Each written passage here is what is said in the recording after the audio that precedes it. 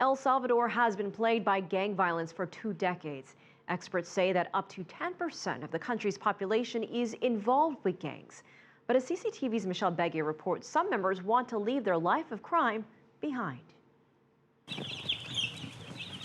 Baby chicks crouch together when they want warmth and protection. Local gang leader Marvin Gonzalez says safety in numbers is part of what makes gang membership so appealing. I imagine human beings react the same way. Fear makes us group together. When you grow up without a family, you look for warmth from a friend or anyone, thinking it might be right, but they could be wrong. When he was 14 years old, Gonzalez joined one of the toughest gangs in the Americas, Mara Salvatrucha, which also goes by the name MS-13. MS-13 is a Los Angeles gang that spread across the United States and to Canada and Latin America. Gonzalez is now 31.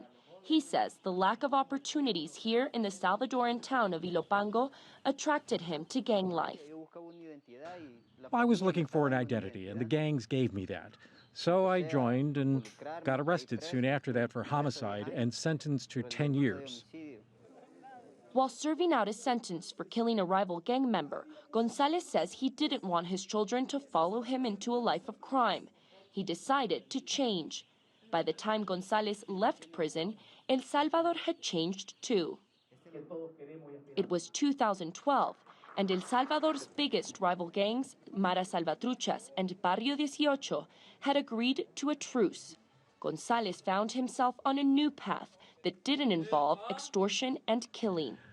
The truce wasn't meant to benefit the gangs. It was meant to benefit the population that has nothing to do with the gangs and their disputes over territory, drug sales, and extortions. Since the gang truce in 2012, places like this, the Lake of Ilopango, have seen a relative calm in the past couple of years. And now development projects are starting up again in order to bring back local tourism. This restaurant row sits on an unofficial boundary, dividing the barrios controlled by Mara Salvatrucha and Barrio 18. It didn't matter what was in between the crossfire of the two battling gangs, so the tourists were afraid of coming here and falling victim to a stray bullet. That's why the tourism industry lost so much business here. The truce had cut the murder rate down from 14 a day to around 5 a day.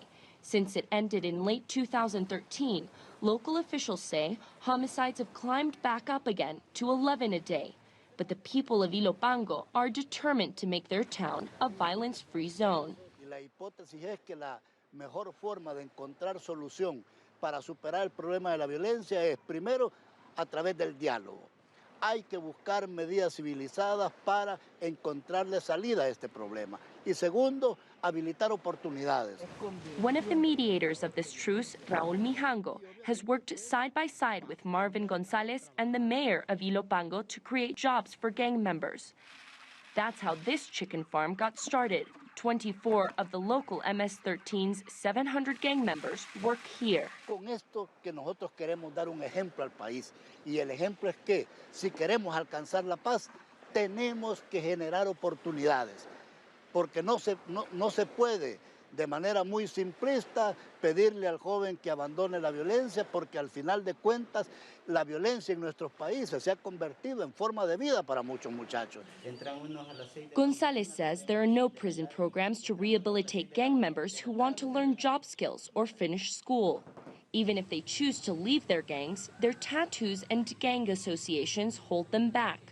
Gonzalez created the chicken farm to offer a fresh start for gang members, but even that has its challenges. For these kids who are caught between civilian and gang life, tensions are still high between the police and them. In fact, when we were on our way over here, we saw 3 police officers patrolling the area, and these 2 kids have just informed us that they're the only ones going to be working the farm today, as the other workers have been detained, not specifically for any criminal activity, just out of suspicion, because they are part of the Mara Salvatrucha's gang, and they can hold them up for hours or even days. Gonzalez is determined to I've been overcome the looking for peace, stereotypes. and we will always search for it. I joined this work and do it happily to try and take young people out of gang circulation and save lives. It's been a year and 9 months since the chicken farm started, and these gang members are already starting the second phase of the project, growing vegetables for sale in local restaurants. The question is whether it's safe to leave their violent ways behind in a town still dominated by gangs. Michelle Begue, CCTV, Ilopango.